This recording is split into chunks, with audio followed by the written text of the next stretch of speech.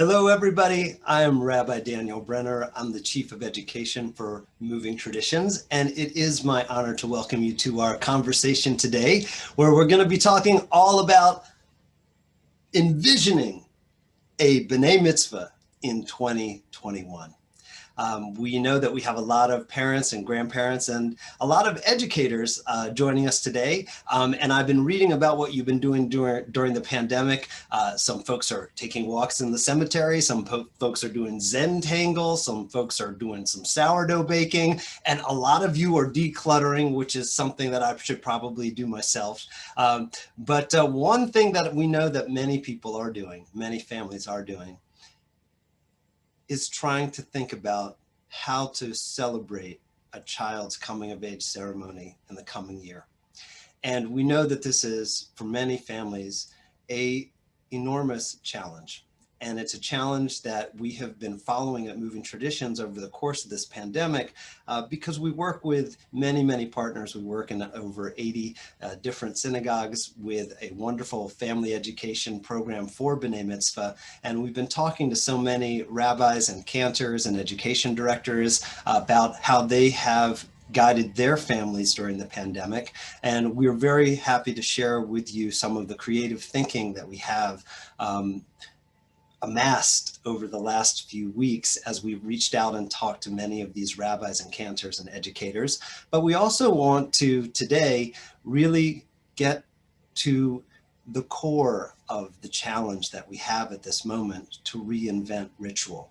And there's no better way of doing that than talking to people who have themselves been parents of B'nai Mitzvahs during the pandemic and have gone through this experience themselves. And our structure for this discussion that we're going to have today is basically we're going to hear from personal experience. We're going to hear two very profound and very different personal experiences about having a pandemic B'nai Mitzvah. And then we're going to expand the conversation to talk a little bit about what it's like to plan one and give some ideas for folks who are planning B'nai Mitzvahs at this time. So I want to now introduce my co-host, our Director of Strategic Implementation from Moving Traditions, Pam Barkley, who is going to join me and who is going to help us with this wonderful conversation. Hi, Pam. Hi, Daniel. And I also now just want to invite in our two wonderful guests. So we're going to interview both of them, and we're going to introduce them. Pam will interview one, I'll interview one. We're going to introduce them as we do that. So I want to now ask Deb and Shira to join us. And when they come up, I'll tell you a little bit, at least about Deb, who we're going to interview first. Deb is author of Bury the Hot, a true story about a boy who hid from Hitler. Not only has she written for the New York Times, and I know many people have read Becoming a Man Virtually, which was the first piece about having a pandemic bar mitzvah. She's also written for Lilith Magazine, which is an incredible feminist journal that if people don't know about Lilith, it's a fantastic read. She also is a vice president of marketing and communications for the Ovarian Cancer Research Alliance. That's her professional work.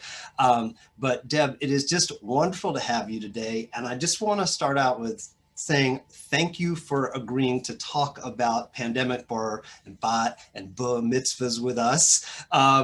As you can tell, we have lots of folks on this webinar because there are a lot of people who really are hoping to learn and hoping to think a little bit more about the approach that people take. And I think it's great to speak with you because you were one of those first families influenced by this pandemic. And we want to go into that experience a little bit. So I guess let's just start off. I happen to know you, you live in my community. So I was, I think I did music. I was gabbying for your middle son's bar mitzvah, if I remember correctly, which was really wonderful. Tell me a little bit about your family and tell everybody a little bit about your family, and then we'll start talking specifically about the B'nai Mitzvah. So I have 3 sons. My oldest is a junior in college. My middleist, as I like to say, is a junior in high school, and my youngest is in 8th grade. He's 14. and is the bar mitzvah that we'll be talking about. And, you know, for our family, the bar mitzvahs, you know, this is the third time at the rodeo, which is supposed to make things easier. It never really does. For us, it was never about like this whole grand affair that just wasn't, you know, in our means and in our, you know, what we were going to do. But that being said, there are so many details. And I remember my oldest, right before his bar mitzvah, he's like, "Mom, what's the theme of my bar mitzvah?" And I said, "A bar mitzvah."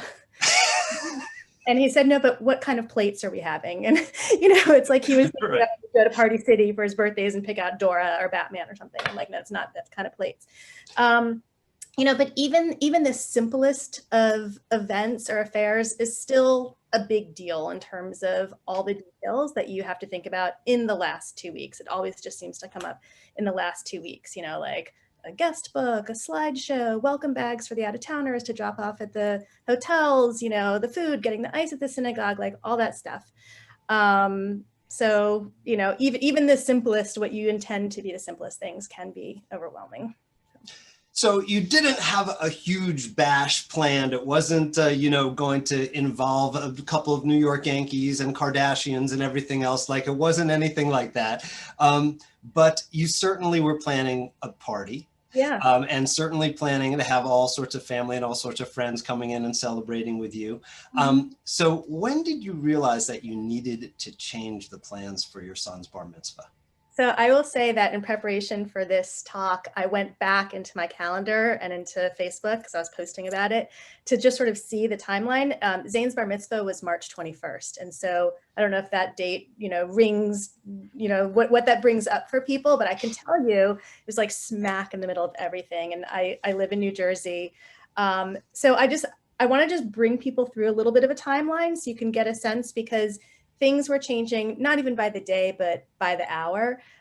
So on March 2nd, I went and met with the DJ. Things were like totally normal, you know, talking about the kind of music and the kind of games that they would play with the kids. No Cotton Eye Joe, or yes? I don't know. I mean, no Okay, Macarena. We had established no Macarena back when we got married. So okay, no Macarena rule stands. Okay, great. But it was definitely more games. He was more interested in games than boy-girl dancing kind of a thing. So, you know, 13. So then Friday, March 6th, I took my middle son to renew or get his passport, because he was going to be going to Israel this past summer. And I remember, you know, waiting on this long line, and got up, and, you know, the guy who was doing it was like hand sanitizer, and there was hand sanitizer everywhere. And after you touched a pen, you're supposed to use hand sanitizer. And I'm just like, oh, okay, you know, but like hand over the passport, you know, 6 weeks, we'll get a new passport. He'll go to Israel. I went on a business trip down to DC March 8th through 10th. So it was Sunday through Tuesday. And we had decided that we weren't going to be shaking hands with anybody. So it was a lot of like elbow bumps. And I was washing my hands a lot. I was kind of skeeved out by touching things. Then I got back, and it was like, okay, my office had gone virtual, but a week before everyone else's office in New York City went virtual. And my neighbor, and I started to kind of go, oh my God, what are we doing for this bar mitzvah? Like, this is in 2 weeks. What's going to happen? And my neighbor was like, well, of course you're going to cancel it. And I remember just being like really pissed. You know, it's like easy for you to say, and, you know, just sort of this stridency in this, you know, but I remember just like that those few days, I just wanted a paper bag to breathe into. Like, I was like, and I think part of that was less about like, oh my God, he's not going to have this party, but more, it felt like my decision still. And how do I honor this moment in his life and honor tradition, and at the same time be responsible to our community and to the people that I love the most. And those two things were in conflict. And so it was just like this crazy time. Wednesday, March 11th, he was going to be practicing reading from the Torah at the synagogue with his tutor, and the rabbi was there. And it was really becoming clear that this was, you know, things were going to have to be modified. And so driving there, knowing that there were some decisions to be made, I asked Zane, what about this experience? What about your day are you most looking forward to? what do you think is going to be the most meaningful to you? Because I felt like I don't want to make these decisions without his input, and it would be helpful to have that information. And I really thought he was going to, say going up in the chair or the party or getting candy thrown at me. And he said, saying all the prayers and leading the service. And I was, first of all, shocked, because what 13-year-old kid says that? Yes. I was like, okay, this is helping to guide what we need to do here. And, I watched him practice reading from the Torah, which is always, makes you a little bit clever. And it really got me thinking about the circumstances surrounding his birth. And so this is like a whole tangent, but his was a complicated pregnancy. And we didn't know until 20 weeks of my pregnancy whether or not we could keep the pregnancy. So there was just a lot of unknown from a health perspective surrounding his birth. And it just felt like, wow, like they say history doesn't repeat, but it rhymes. And here was this giant rhyme, because here was like the next biggest milestone in his life. And again, we're surrounded by this sort of health scare and uncertainty. And I was getting very emotional. And I remember he was in the sanctuary with his tutor, and I was in the kitchen with the rabbi. And we're talking, and I'm starting to cry. And she said, are you still hugging people? And I said, well, you're the one with asthma. And she's like, come on, and she gave me a big hug. And it just, and back when we didn't know what to do. Right. Yes. And, she talked to me. And so my parents, who live in Florida, weren't going to be coming to the bar mitzvah anyway, because they had health issues. And so that was like already this kind of traumatic feelings, and we were trying to figure out how to bring them into the service, but you can't have electronics in the synagogue on Shabbat. And so we were just trying to figure this all out. And so she said, listen, all we are doing right now is figuring out how to get a video camera to live stream this service and to do a Zoom. And I was like, really? You'll do that? And she says, it's pikuach nefesh, right? Like it's the sanctity of life, and protecting life is more important than any other, rule on Shabbat. And it's important to bring community together, but to do it safely. So she said, that's what we're figuring out. So, we knew that parents to get involved, but maybe other people as well. All in this time, I still was like looking for that paper bag to breathe into. I was speaking with the DJ who, was like super responsible, calling me, how are you doing? How are you holding up? Let's talk about this. And we were thinking, okay, well, if we have snacks for the kids, they should be individually wrapped rather than like a giant bowl of Doritos. Maybe we can do a hora where everyone's holding a Lysol wipe, and it felt very like religious, reminded me of like right. The bride and the groom holding the napkin. Yeah, the cloth napkin, beautiful. Like what kind of games can we play where they don't touch each other? And he was really being very collaborative. And then, so I started going through my texts on March 12th. So I want to say this was a Thursday. My oldest son, who was still in college, when coming home in 2 days for his spring break, the whole bar mitzvah was planned around his spring break.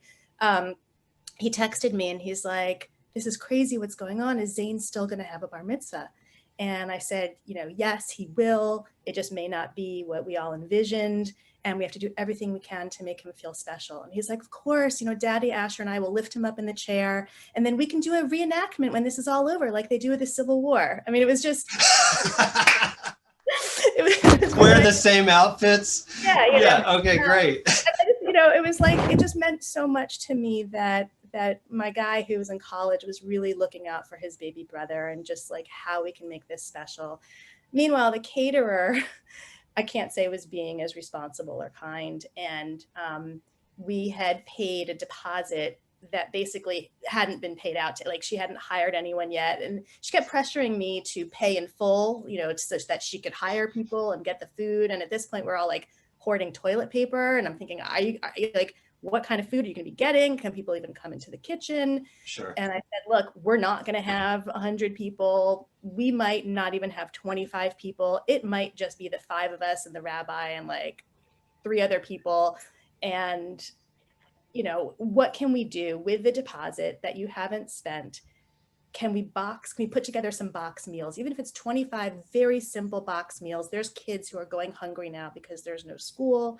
What can we do in our community to help out and to honor this moment. You know, like as a family, can we go around and deliver food after his bar mitzvah to honor this occasion and do something good? And no, she wouldn't. And she's like, nope, you have to stick to the terms of the contract, 100 people, blah, blah, blah. And I was just like, wow. And I reached out to her several days later and I said, I have to tell you, and this is my third time using her, and she was a preferred vendor at our synagogue. I said, you know, this is a really tough time. And I know that we're all coming to an understanding of what is happening in different paces in different ways. But you are really like, what you've exhibited flies in the face of the values of my family and my community. And I feel compelled to let our synagogue know that, you know, you're not someone that we can work with. And she didn't get it.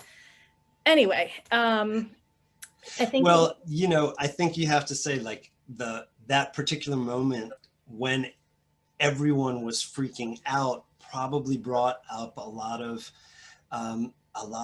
intense emotions for everybody. And some people's emotions are all about protecting and hoarding, and some people's emotions are about giving. And like, I feel like there's something in that story that really speaks to what was happening in that moment, where we're all trying to figure out where we are with this, and how do I protect myself, and how do I protect others, and who, you know, who am I aligned with? So it was like a gut instinct thing. And that's why when I went back to her and I sort of allowed, like, we're all processing this at different times. I get that. But, and she still, like, she could have said, you know, you're right. And I'm really stressed too. And let's see what we can do. But no. So anyway, done. My in-laws were in Arizona at the time. That's where they spend their winters. And they were going to be getting on a plane. They'd like changed their flight to come in even earlier, thinking they wouldn't be able to get home. My mother-in-law had been suffering from pneumonia for the entire winter. And so it was like the day before they were supposed to come. And I just said, they can't. And, you know, we called them and we're like, you cannot get on a plane. Like, we won't allow that.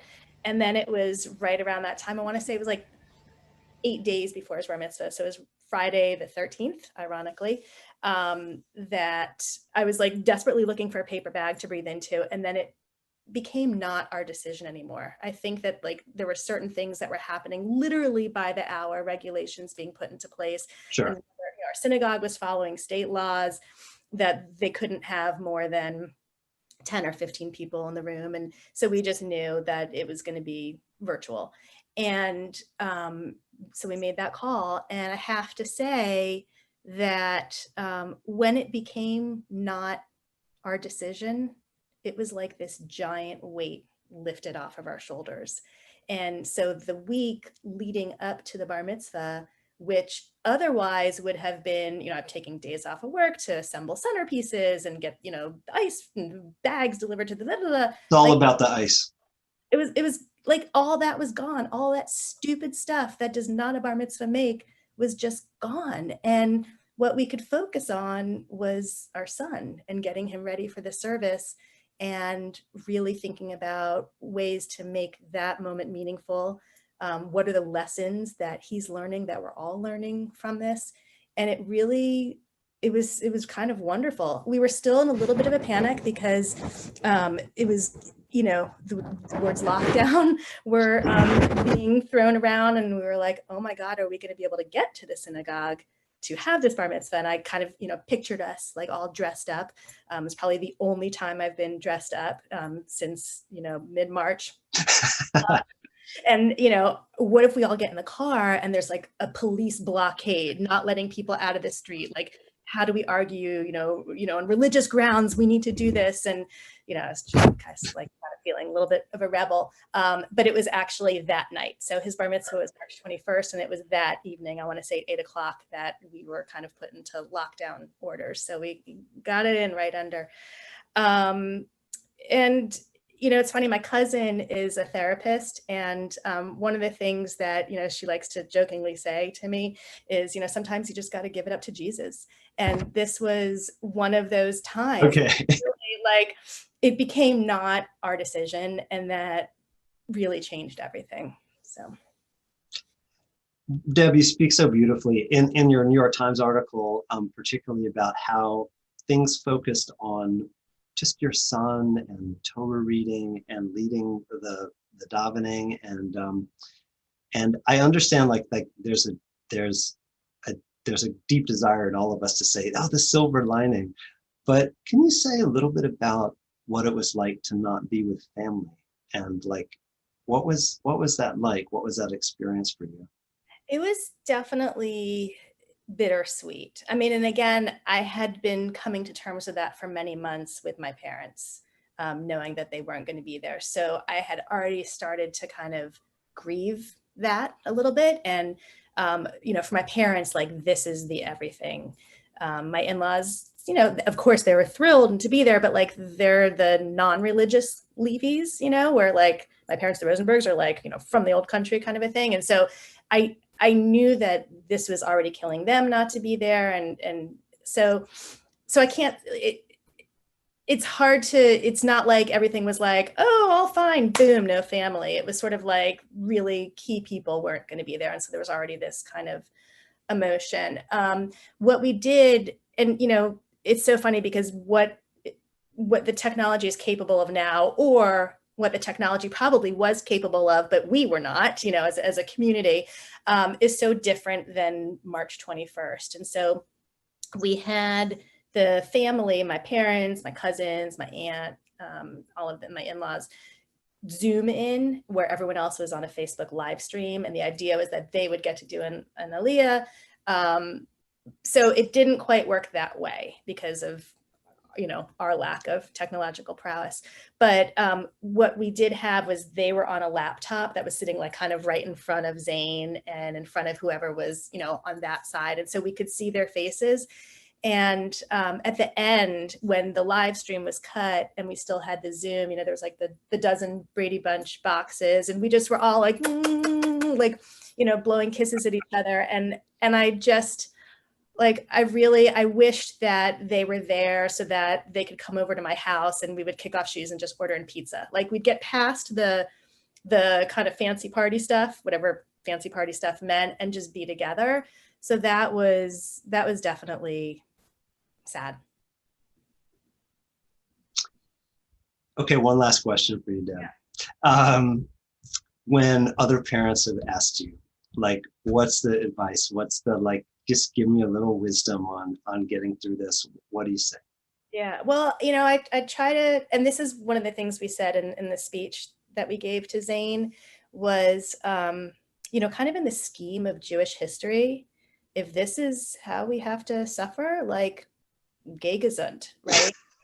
I mean, truly, like, we all came together and it was changed out of compassion and love, not because of war or, anything like that. So already the whole sentiment was different, but I feel like we gave our son and all of our sons this gift of, this is what tradition is about. Like, this is what it's about. It's about resilience. It's about carrying on with the things that matter, no matter what. And when you think that people had bar mitzvahs in bunkers and in caves, and we're doing it like all gussied up in our synagogue, and even more people were able to not zoom in, but live stream, watch the live stream than ever would have been invited. He had like camp friends. I had colleagues, former and present. We had high school friends, about like, people ran the gamut that never would have been there otherwise. So it was actually quite beautiful. And again, to not have that pressure of all this stuff that doesn't matter. But as far as like practical advice, so the service ended, I turned on my phone and I had 248 texts, and it was insane. And I had let people know ahead of time, take a photo of yourself or of your kid, or, and send it to me. And like, I stupidly didn't save all those photos, and I still haven't. And so, yes, I could go back and like dig through the bowels of my cell phone and try to find those photos, but download the photos. First of all, like, get people to take photos of Great. watching it, and then immediately Practical advice, people. Practical advice. Great. a Google folder. So that would be one thing. Because I wanted to put, it's like third kid. It's like already hard enough to be the third kid, but now he doesn't have a bar mitzvah album like his brothers, and I need to put that together. So that would be, things. And then I think because Zoom technology has advanced so much, one of the things that was really sad is we had all these honors planned, like who was going to lift and dress the Torah, who was going to open the Ark, who was going to have Aliyahs. And it wasn't just family, but it was like people who were so important to our family, friends. And so not having a role for them was hard. But I think now it's so easy to do that. The technology is there to be able to cut away and have someone do a reading or do something. And so really take advantage of that. And it can just be really special and beautiful.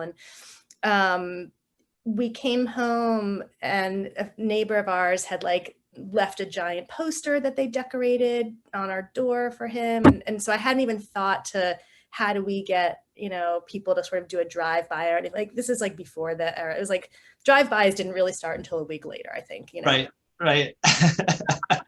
That kind of a thing. I think that there's things you can do. So two of the things that we did do in the service of 12 people, in our sanctuary, is when he was done, the two brothers dumped candy on him, and then they lifted him up in all four of us, my husband and I, and the two older boys, lifted him up in a chair. And so that was really cool because he could feel that celebration. And so I think if you can build that kind of thing, it's really That's nice. great. So a little bit later on in our conversation, we're going to talk a lot more about some of these practical ideas. Those are some great ones. We're gonna cover more of that. But Deb, thank you so much. It's really, it brings up a lot of themes that we're going to try to discuss a little bit more. But because you were early on and you so beautifully articulated what every day was like, I think that that really gives us a good grounding in thinking about how to rethink the ritual and reimagine B'nai Mitzvah.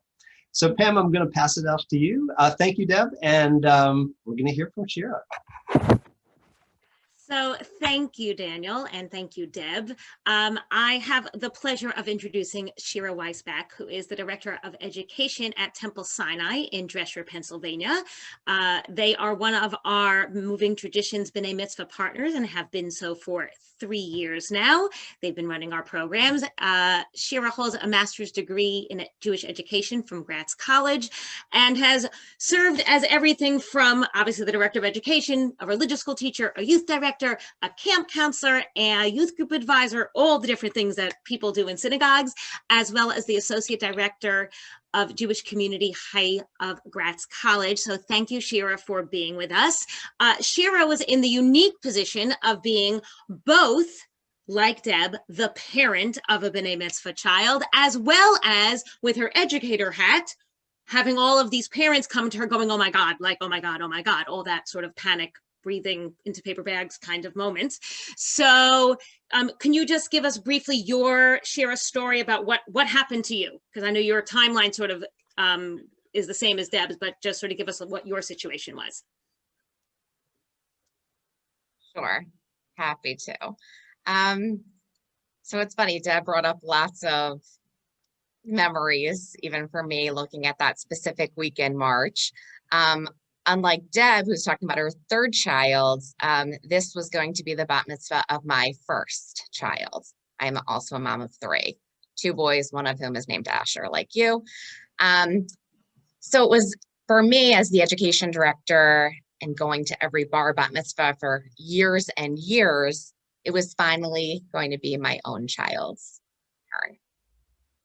We quickly realized in March that we were going to have to make some very big shifts to our plans. And similar to what Deb said, we were not at my synagogue set up for live stream, Zoom, nor was it necessarily going to be something that we were going to be comfortable with, at least in that moment. However, with talks with so many other families, what am I going to do? How am I going to make this experience worthwhile? Can I do it from Zoom from my house? At this point, we were shut down. My daughter's bat mitzvah was scheduled for May 16th. We were not permitted to be in the synagogue. So many, many people before me, we happened to have had one of our most packed schedules for bar bat mitzvah in years. The people who were scheduled before me had decided to postpone in hopes that perhaps the fall would bring a reprieve from the virus, an opportunity to gather in the synagogue, because so many also of the students said that they only felt that it was going to be a real experience if it was in the sanctuary, where they've seen their friends and family before then. I really was uncomfortable with the idea of postponement. I felt that everything was so uncertain. My daughter had studied for a year. It was important to our family. We started to have conversations. What would it be like if we had a Zoom from a home? What would it look like if we brought a Torah out of the synagogue for one of the first times ever to someone's home to have a celebration? What would that look like? So we decided that that's what we were going to do. We were very open. One thing we did was we brought our community together for group conversations. We actually had a group conversation with a psychologist to help our families process the grief that they were going through. I know that for me, my car was a trigger. Every time I sort of got in the car, I became emotional. I don't know why. A few of my friends said the same thing. It was our trigger. But we all came together to sort of group process this. And then the clergy and I really started to develop what the options would look like if a family were to opt to have the experience of bar bat mitzvah in their home. And as it happens, our family became the first family who opted for that in-home bar bat mitzvah experience, making my daughter the first teen in our synagogue's history to have a bat mitzvah over Zoom. And I should add that the subsequent weeks all were home bar mitzvahs and bat mitzvahs on Zoom. So you you set the pattern in some sort of way, right? It sort of turned the tide. A lot of people were saying how it must have been sort of meant to be. I was brave enough or comfortable enough to do this, but I also wanted to show people that they could do it too. And that just because the Torah came to my house, it didn't come to my house because I'm the education director. It came to my house because my daughter was having a bat mitzvah. So it became, once it was modeled, I think other people became more comfortable with the idea of it. So you made the choice not to postpone. And at that moment, right, in March, there were a lot of people postponing. I mean, certainly people I spoke to, and I'm sure for all of you listening, some of you did postpone, right? And that is still going on right now to a certain degree, right? There are lots of people feeling like they still want to postpone, especially now there's a vaccine on the horizon. Do I, don't I, whatever it is. What would you say to people about this do I postpone thing? Right.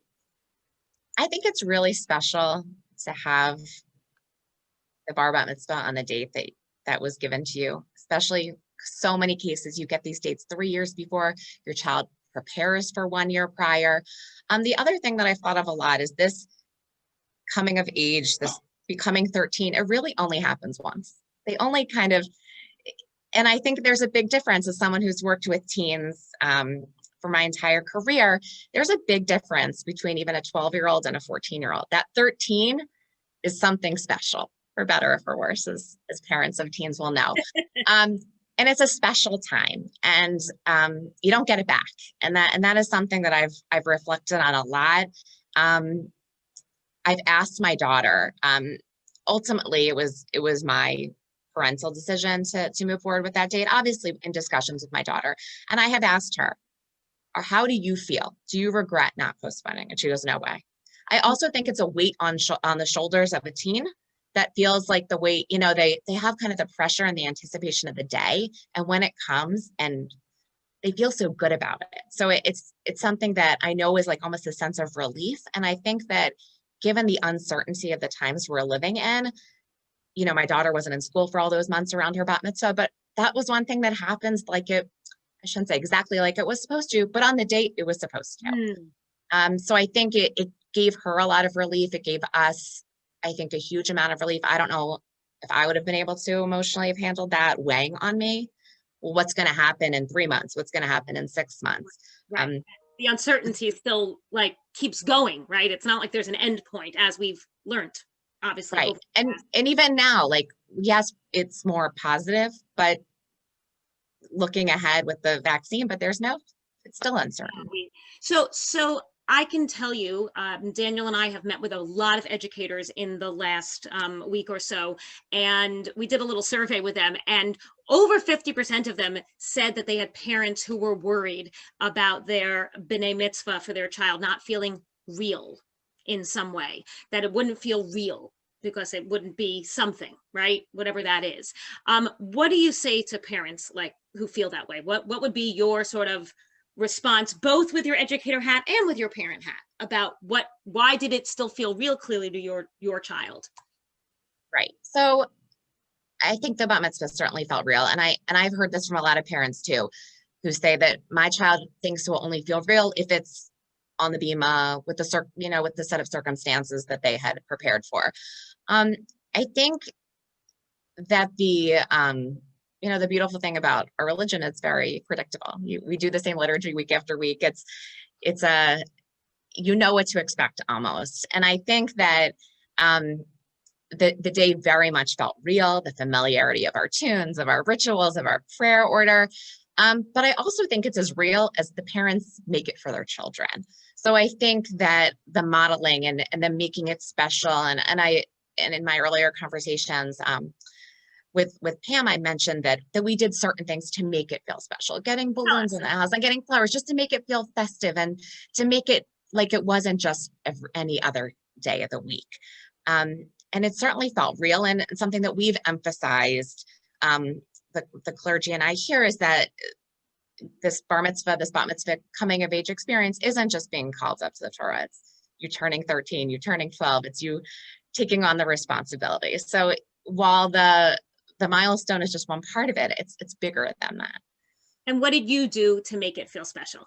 Tell us a little bit more about that. Okay, so again, as I said, during May, we were very much in shutdown. I had realized I had barely left my house. But I did little things to make the whole weekend feel special. So just to mention, for my daughter's bat mitzvah, it was just my husband and I and our 3 children in the home. No one else, everyone else, including grandparents, were on Zoom, even though they are all local. I made sure to bring in a nice dinner on Friday night. I wanted it to feel really special, setting the table, getting my daughter's favorite foods. I got a special cake, little things that were special to her. So if your child, loves a certain candy or loves there's little tiny things that you could do that make 13-year-olds very, very happy. And so I just tried to make the day and the weekend just feel different, getting decorations, getting flowers, just making sure the house was perfectly clean, just little tiny things I think I even baked challah, which yes, has been my pandemic practice that I have not gotten good at. So just those little things really made it feel different than every other weekend that we'd experienced. And we did end up doing, a drive-by. We were still very much, in lockdown then, but the day felt really, really special, and it felt amazing. And she ultimately read her Torah portion, led the prayer she had done. We had the opportunity to speak to her. It felt more intimate when it was just our small group. And I was, like Deb mentioned, which is really important, I was able to include people that I wouldn't have necessarily had the opportunity to include. Yeah, in the chat, someone has written that there's this opportunity of including people in a different way also. So thank you, Shira, very much. Daniel, to you. I mean, there's so many themes that are coming up here, but I just want to reflect on sort of the bigger picture. One of my great mentors, Dr. Vanessa Oakes, who is a professor at the University of Virginia, she has a book called Reinventing Jewish Ritual. And she talks about how when there are great disruptions in Jewish life, that is when there is a great democratization of Jewish life. And that is that the power becomes more from the people and from particular homes instead of from the top. And I think that, like, particularly, Shira, your story about bringing things into the home is about the power of the democratization of the ritual. But I also think that, Deb, so much of what you spoke about is also just thinking, like, how do you how do you reinvent, and how do you take the a time where there's so much trauma and focus it on the things that matter the most. And I really believe that like that's a big part of what we're all doing as we're reimagining this ritual. I want to thank you so much for joining us for this first part of this conversation. Now Pam and I are going to talk a little bit about what we've learned. So thank you both for joining us for this part of it. Please stay tuned if you want to hear a little bit about some of the things that we have thought about. So to continue on with this teaching from Vanessa Oakes. Vanessa recently gave a talk on new ritual in Jewish life that has come out of the pandemic. She gave a talk at the Princeton Jewish Center. And one of the things that she spoke to is she referenced the anthropologists Victor and Edith Turner, who talked about the sense of community that we feel when we're in a ritual space, and they called it communitas. This feeling like everybody is doing something together and we are part of this together. Not that this is coming from on high, but like we are creating this together and feeling it together. And I think that in a lot of what we have seen in the reinvention of B'nai Mitzvah ritual, there's a lot of this feeling of communitas. I'm going to talk about 5 different things in a few minutes. I'm going to talk about 5 different ways that we've seen that. But before we do that, I would like to ask Pam to reflect a little bit on some of the things that we have learned as we have worked with rabbis and cantors and other educators around some of the challenges they're hearing from families. Thank you, Daniel. So in the stories we just heard, they were really quickly, because they were early on, right? Having to shift what this idea was into, oh my God, we have to do something now, right? Because the B'nai Mitzvahs were pretty close to the beginning of lockdown. Now we sort of have an opportunity to sort of ease into some of this in a certain way, even though your event, of course, still feels like that, oh my God moment, absolutely. But we're more used to the pandemic, for lack of a better word.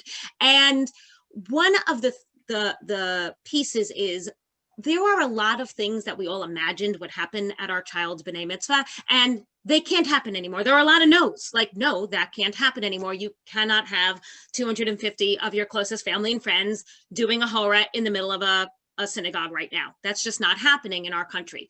And despite all of that, there are places where there are yeses, where there are still things that you can do. And one of the things that we have discovered is that there is a piece of letting go of that image of what we had pictured in our heads in order to make space for what is possible. And so, based on conversations we were having with the educators running our B'nai Mitzvah program, we developed a session called B'nai Mitzvah Lost and Found, which is a session that we have clergy and educators lead with parents who are about to go through this B'nai Mitzvah process, to really help them ritually let go of, in sort of a tashlich kind of way, what were the ideas they had? Like, what were the expectations? Because we know as parents, sometimes we're like picturing that B'nai Mitzvah from the time our child is a toddler, right? That's just part of what we picture. And so we get these ideas in our head, and it's really hard to think of anything other than that when we've had that emotional connection to the picture in our head. And we need to ritually let that go to make room for the possibilities that exist in this moment, for the incredible innovations and creativity that can exist in the moment. You can't skip that letting go process. And not only do we emotionally need to let go, but there's also this sort of piece of culture going on where, to borrow a phrase from Priya Parker, one of my favorite people of the moment, who wrote the book of The Art of Gathering, there are archetypal things that are in our heads, events that we think of, that we are sort of immersed in, that have like A, B, C, and D to them, that we're not even totally conscious of, but they are absolutely there. And we know what they are. We know what should be part of them. And there's A and B and C and D. And in order to really reimagine the purpose of an event and the meaning of an event, and connect to what is the B'nai Mitzvah about for me as a parent, for my preteen, how do we talk together about that, right? we have to let go of that archetype as well. So it's sort of two pieces. It's the emotional letting go and this sort of cultural thing that we have in our heads about what it was supposed to be, and what really drilling down with your child to what were we hoping this experience would be for each one of us. So that is sort of a free for letting go before we move on to, here are all these great ideas. You just can't skip that process. Yeah, and I feel like in the two stories we just heard, we heard some of that letting go, and very specifically heard about some of that letting go, and also about some of the creativity that went into like, how can we still do this? So I want to focus on the how can we still do this for a second. So I have right here a Tootsie Roll from a B'nai Mitzvah of years past. But I was just thinking about the candy as one of the things that was mentioned, that Deb said that she had the opportunity to dump candy on her son's head at the B'nai Mitzvah since people couldn't throw the candy. So I was just thinking about just a number of the things that I've heard around this particular moment. Now, for those folks who don't know, this moment comes from a teaching by Maimonides that says when you teach a child to read Torah at the very, very beginning, to read the first letters, Aleph and Bet, you take a little bit of honey and you put them on the letters, and when the child reads the letters, the child gets to have a little sweetness of the honey, and so the candy comes from that moment. And so you're recalling the first moment of learning the Aleph Bet for the child, and you're asking everyone to throw candy at the B'nai Mitzvah. So what have people been doing on this? Some people have been sending candy in the mail, so people can literally throw the candy at their camera at a particular moment. Some people have been, if their synagogue is doing B'nai Mitzvah services in the synagogue, people are gathering outside the synagogue after the service to throw candy at the family. You have some people doing drive-by, throwing candy at people's house in the yard. And you also just have families like Deb's family thinking about, okay, how can we be playing the role of the community and throw the candy ourselves. So I think that with every type of ritual you can think, what are the different possibilities that open up when you start to think, what is this about? What does this really mean? As you said, like, what's the meaning of this? What is this supposed to do for us and make us feel? And then rethinking like how you go about it.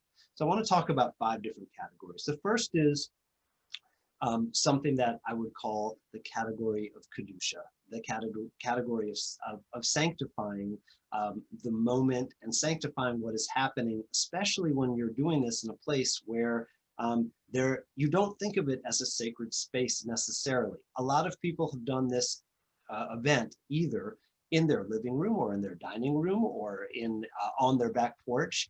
And they've been doing it in a place where they do all sorts of other things. They don't think of it as a sacred space. So one of the things that we started to hear early on is thinking about what does it mean to turn your home into a sacred space, a place of Kedusha. So that starts with many communities now started to develop a ceremony for dropping off the Torah, where a tiny little table was placed in the front yard. On top of that table was put a tablecloth or a talit. The Torah was delivered, and this was an event that was timed at a particular time to make sure everyone in the family was present and they could witness the Torah coming to the house. Then the Torah is paraded into the house and placed on another table, which has already been prepared. And then thinking about other ways that people have thought about that space. We heard Shira talk about buying flowers for the space to make sure that it was like the bima, decorated beautifully and smelled beautifully. Other people have put photographs of relatives and photographs of ancestors around that space, around where they're putting the Torah in their home. And then one of my favorite stories that we heard was there was one family where they set up chairs and they put stuffed animals in the chairs around the Torah. So it would feel at all times that the Torah was being watched, and also so that when this was a bat mitzvah girl, that when she looked out, she would imagine her stuffed animals, imagine giving her Dvar Torah to her stuffed animals, and that would make her feel more comfortable. So just thinking about the Kedusha of the space and thinking about how you create that. One other thing that I've seen a lot, and I think has tremendous potential, is that people have thought about what will be in the background of their camera, what's going to be behind the table with the Torah, and have thought maybe we'll create a banner. And some people have even printed beautiful banners and sent them out so everybody attending the B'nai Mitzvah has a banner behind them.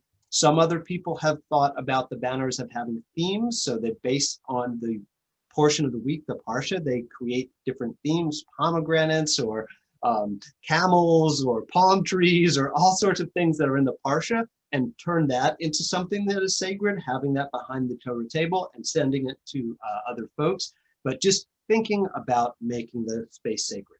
Second idea, the idea of aliyot and brachot. Now, we already had a beautiful telling of what it's like to have a Zoom aliyah, and we know many people doing Zoom aliyahs. One of the first times I did a Zoom aliyah, I kissed the camera with my tzitzit for the first time, and it was very weird, but it was very powerful just to have that action to root me in the ritual. But what I want to say is that these have been done in so many different ways. It's done in ways in which, so for example, not everybody. I saw a grandparent who wanted to read from the Torah and couldn't be there. So what did they do? They had a yad and they had a chumash, and they read with the yad out of the chumash, and the bar mitzvah boy followed along with the yad as his grandfather chanted, and it was just beautiful. It was just so powerful for all of us to watch. And other things that can happen in terms of thinking about the aliyot and the brachot. One of the things that I learned from my teacher, Rabbi Art Green, is that you can always give someone a bracha in Jewish life from a distance. And the way that was done in the time of the temple was the Kohanim giving their bracha through their hands. So that is another beautiful symbol and gesture we can use at any time if we want to do a special Mishaberach for the B'nai Mitzvah and have everyone bless over Zoom. So those things are all possible. And other stories, people passing a Torah either through passing a Chumash or a mini Torah. You remember the little mini Torahs or stuffed Torahs now. So some people have passing a Torah from one side of the screen to another side of the screen as an act of connection, Mador Vador. And of course, one of the things that we heard a lot from our speakers is that being able to bring people in from all sorts of places, from all over the world through Zoom for a moment of an aliyah or for a blessing is another thing that's really powerful. Just very quickly, a few more things. The use of video and of photography is really important. We heard about it from Deb, who regretted not downloading all the photographs, but just thinking about it, one thing you could do is you could have everybody take a selfie and then send either after Shabbat, if that is your custom, or later in the day, send a picture of them so you know that they're all going to go to this one album and you can see that they're all present and they're all there. Another thing that I've seen with the use of videography is that there have been creative ways to use the camera itself. So either moving the camera for the Torah reading so you can see the Torah being chanted as the Torah is being chanted from the perspective of the child chanting the Torah, or as the Torah is being walked around a room that may just have 5 or 6 different people, having the camera follow the Torah as it goes around the room to give that sense of being part of that moment, the hakafa, the parade of the Torah around the room. And as well, I think that there are ways in which thinking about the use of multiple cameras or thinking about where you set up a screen, where you want to look. One great story that Pam shared is that a bar mitzvah boy wanted to feel like there were lots of people in the room, so they had iPads and phones and TVs with different people around the room, so they felt like they were in a room full of people, even if it was just a room full of screens. 2 more things, Kiddush. When a normal B'nai Mitzvah ends, people just gravitate over towards who they want to talk to. And you can't really do that in an online environment.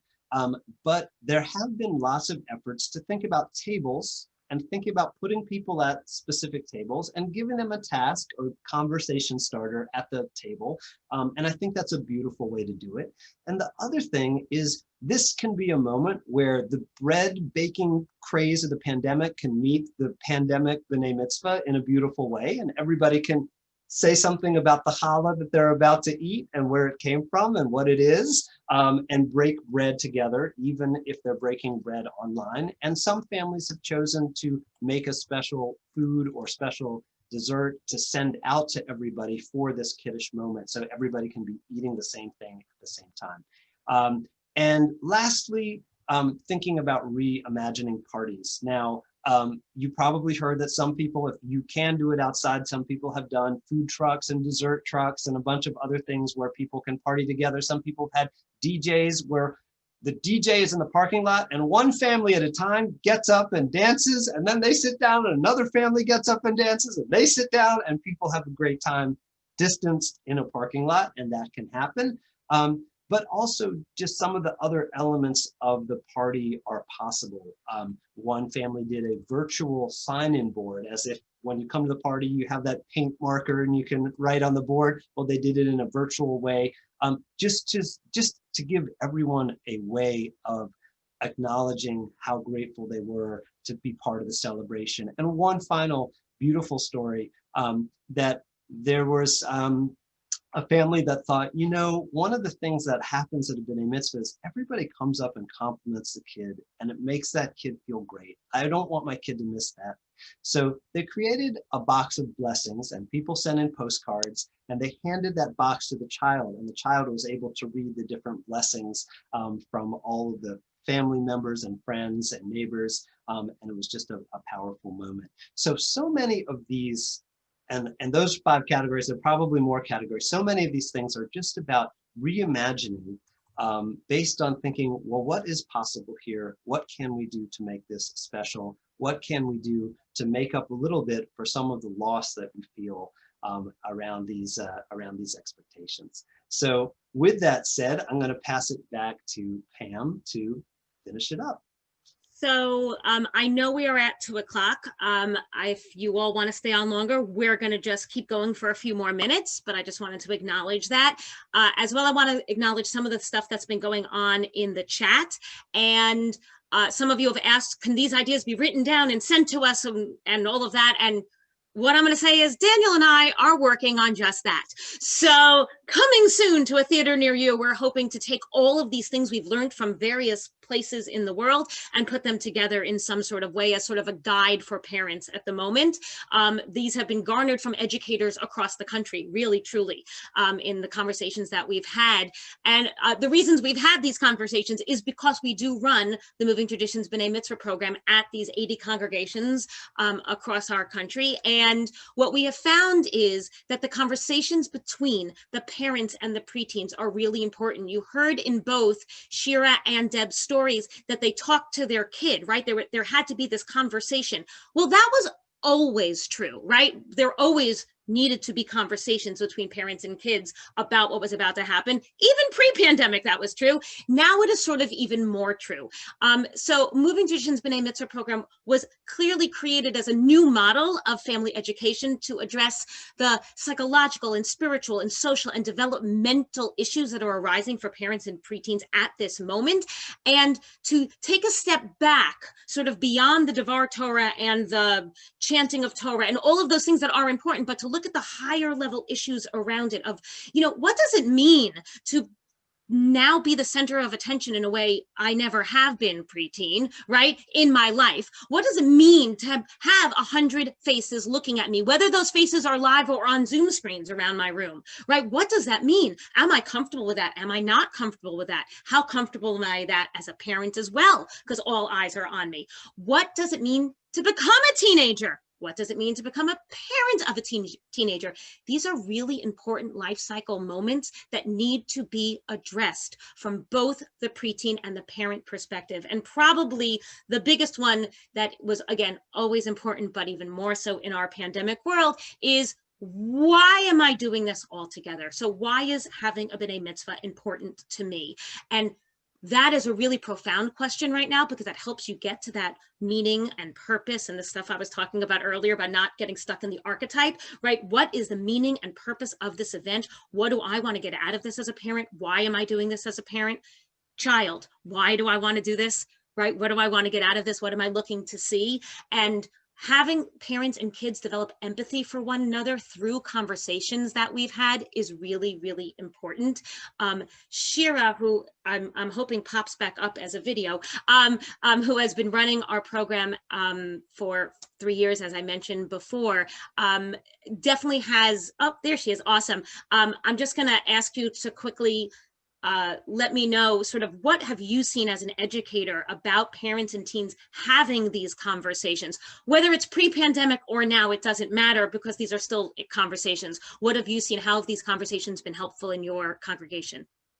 I think they've been so valuable for both the parents and the kids. One thing that keeps coming back to my mind is that while bar bat mitzvah is an individual experience, the comfort of going through this particular experience as a group has provided immense amount of comfort to both the teens and the parents, and being able to have that community to support each other and bounce ideas off of is invaluable. And once we got them in the habit of these conversations, it felt natural to continue with them. So I think it's been really, really great for our own families, you know, who started last year and then pandemic happened, we brought them back together again. So it felt very natural to sort of process this as a group.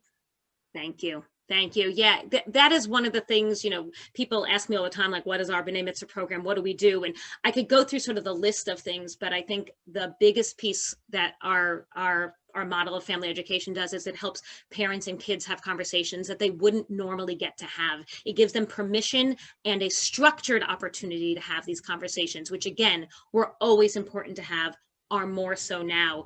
I'm dropping into the chat, if you are interested, sort of a link to the parent page on the Moving Traditions website if you want to learn a little bit more about this and about our program.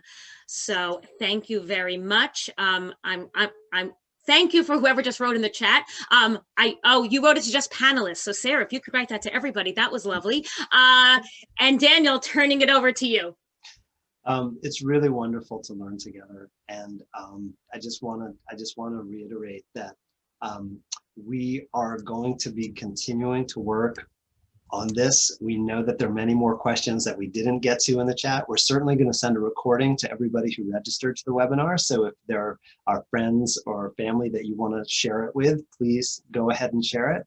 And over the next few months, as we realize that there are going to be many different people in many different situations where they are more in a lockdown and they have to think about more what they can do on Zoom. Other communities where people will be able to gather in small gatherings, they'll be having to think and rethink what they're doing. We are committed for the long haul to think about how we support the families in the Jewish community. And really want to thank Deb and Shira again for joining us for this conversation. And thank you, Pam, for being an incredible partner in all of this work. And we hope to see you again at another Moving Traditions webinar. Take care. Oh, and happy Hanukkah.